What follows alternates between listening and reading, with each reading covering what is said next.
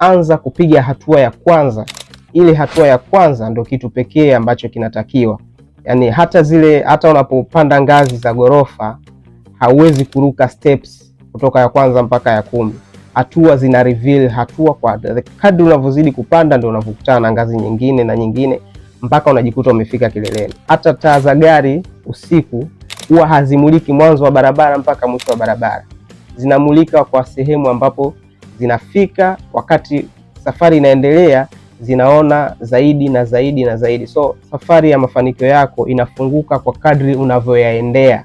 The more unavyojiongea kuyaendea yale unayokusudia, ndipo unapopata kufungua, ndio njia inapofunguka zaidi. Ina maana kama ni ideas zinazaliwa mpya, kama ni mbinu zinatokeza nyingine, lakini kikubwa ni kuanza hatua ya kwanza.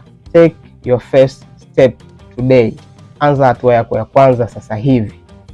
There's no perfect timing. Hakuna kitu kama timing kwenye maisha. Ukiuliza mabilionea wakubwa duniani, wengi watakwambia walithubutu kwa kuanza, hata kama walikuwa na uoga, hata kama walikuwa na wasiwasi kwamba watafeli, hata kama walijua watapata hasara, lakini walianza. Ile hatua ya kwanza ndio imedetermine maisha yao.